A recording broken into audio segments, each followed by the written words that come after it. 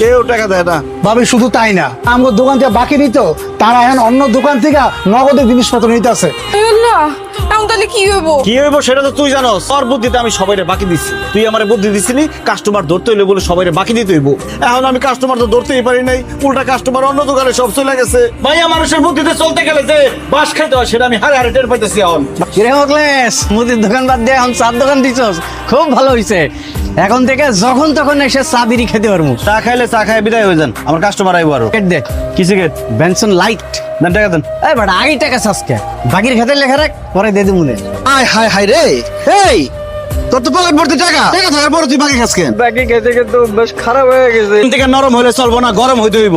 যারা আমার মুদি দোকান থেকে বাকি খাইছে প্রত্যেকের বিরুদ্ধে আমি অ্যাকশনে যাবো। আমার দোকান থেকে বাকি নিয়ে বাকির টাকা দেন নাই, এই জন্য আমি বাড়িতে কোনো বাজার করতে পারি নাই, তাই আমার বউ কোনো রান্না বান্না করতে পারে নাই। এই জন্য সিদ্ধান্ত নিয়েছি এখন থেকে 3 বেলা আপনার বাড়িতে খাবো। শুধু খাবো না, আমরা এখন থেকে আপনাকে বাড়িতেই থাকবো। তুমি একটা শাড়ি পরে বই রয়েছো কেন? শাড়ি লইবো, ভাবির আলমারি থেকে গয়নাগাটি নিতে না। ভাবি আলমারির চাবিটা দেন, গয়না গেছে নিয়ে আসি। ভাবির কাছে চাবি চাইলে ভাবি দিব, আলমারি ভাঙা নিয়ে যেতে বলছো। তো আল্লাহ তোর লাগি আমার আলমারি ভাঙেন না, দাঁড়িয়ে আছো কেন?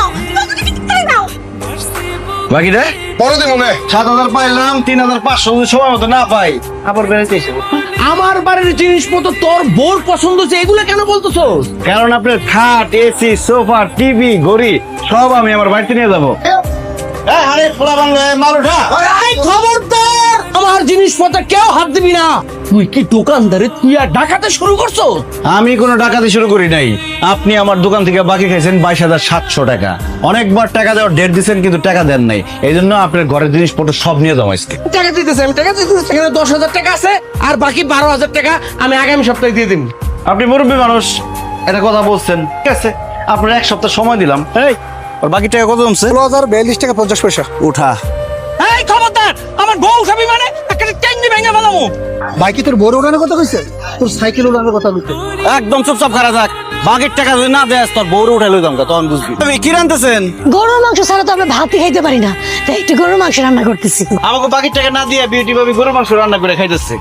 বিউটি ভাবির বাকি কত পড়ছে দেখছি? কিউটি ভাবি 12,320। ওঠা। এই উঠা মানে তোরা আমার কাছে আসবি না, আমার বিয়ে হয়েছে, আমার জামাই আছে। কিন্তু আপনার কেন উড়াইতেছে? আমি কি আপনার উড়াইতে পারবো? ভাই কইছে গরুর মাংস উড়াইতে। বাইরে নিস না, বাইরে নিস না। বাকির টাকা না দিলে খালি গরুর মাংস না, আপনি শুধু উঠালে তোমার শাশুড়ি শুধু খাইবে। অখিলেশ তুই নিয়ে গেলি তো, তুই পারলে টাকা উঠাইস, তোর বাকির টাকা আমি জিন্দে দিব না। নগদ কালেকশন করছি আমি 9,012 টাকা। যদি নিয়ে আইছি সব যদি বেশি 50-60 টাকা বাঁচতে পারবো। এতগুলা টাকা যে তাইলে বাকি আছে, এই টাকাগুলো কেমনে উঠাইবা? খুব সহজ, এখন একটা হালখাতা দিমু, সবাই আমার বাড়িতে এসে হালখাতা খাইবো, তখন সব